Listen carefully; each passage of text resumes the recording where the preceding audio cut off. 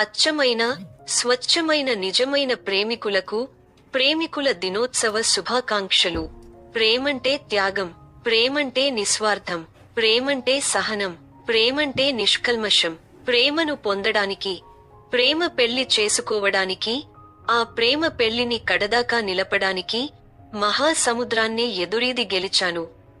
ఆచార్య doctor మద్దెల శివకుమార్. మా మతాలు వేరైనా మనసులు ఒకటై ప్రేమ వివాహం చేసుకున్నాము. యుక్త వయస్సు నుండే నాకు ప్రేమంటే ఎంతో గౌరవం. నేను చదివిన చదువు, పుస్తకాలు, సముపార్జించిన విజ్ఞానం ప్రేమ పెళ్లి చేసుకోవాలనే ఆకాంక్ష వైపు అడుగులు వేయించాయి. ఒకరికి ఒకరు ప్రేమతో, ఒకరి భావాలను ఒకరు అర్థం చేసుకుని, ఒకరి అభిరుచులను మరొకరు గౌరవించుకుంటూ ప్రేమ పెళ్లి చేసుకుంటే జీవితం సంతోషదాయకమవుతుందని. అంతేగాక నేను కళాశాల దశలో PDSUలో పనిచేయడం వలన ఆదర్శ భావాలు, అభ్యుదయ భావాలు అలవడినాయి. నా కళాశాల దశలో గతంలో ఆర్థిక శాఖ మాత్యులుగా, ప్రస్తుతం బిజెపి పార్టీలో ప్రముఖ నాయకుడిగా వెలుగొందుతున్నా తెలంగాణ ఉద్యమ యోధుడు అన్న శ్రీ ఈటెల రాజేందర్ గారి నాయకత్వంలో నేను PSUలో పనిచేశాను. నాకు వారు అత్యంత సన్నిహితులు. అంతేగాక మన ప్రస్తుత Telangana deputy chief minister Shri Mallu Bhatti Vikramarka గారు కూడా నాకు కళాశాల దశలో అత్యంత సన్నిహితులైన మిత్రులు.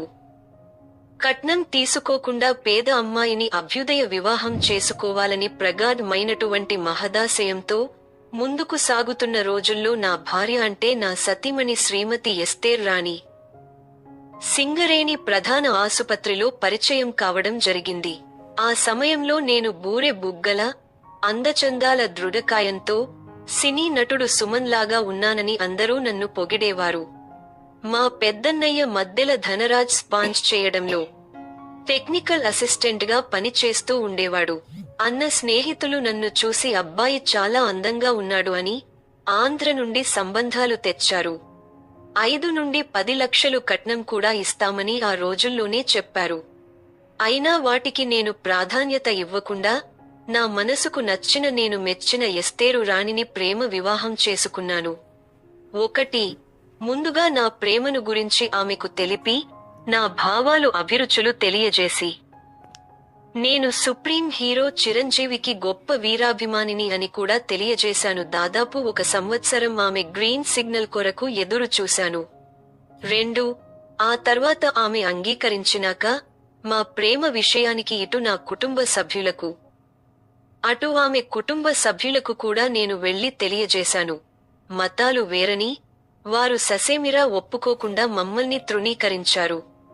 అప్పుడు నేను నా వైపు 15 మంది పెద్దలతో, ఆమె వైపు 15 మంది పెద్దలతో వరంగల్లో రిజిస్టర్డ్ మ్యారేజ్ చేసుకున్నాము.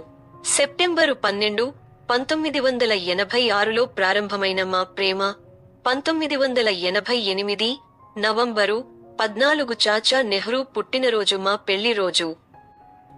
మాకు 2 కుమారులు. 1 మద్దెల అభిషేక్, భార్య జెరూష. 2 మద్దెల ఆదర్శ్. అందరము కలిసి ఒక చిన్న వసుదైక కుటుంబముగా నడిపిస్తున్నాము. పెద్దలను ఎదిరించి చేసుకున్న ప్రేమ వివాహం కావడం వలన ఎన్నో కష్టాలను, ఎన్నో కన్నీళ్లను రుచి చూడవలసి వచ్చింది.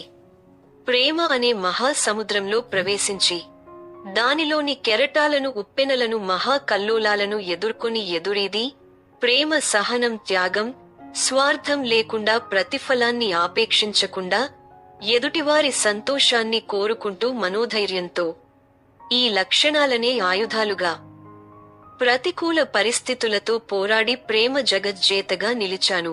అందుకే స్వచ్ఛమైన, నిస్వార్థమైన, త్యాగపూరితమైన ప్రేమతో ప్రేమను ప్రేమించు. ప్రేమకై ఆచార్య డాక్టర్ మద్దెల శివకుమార్, MA BEd.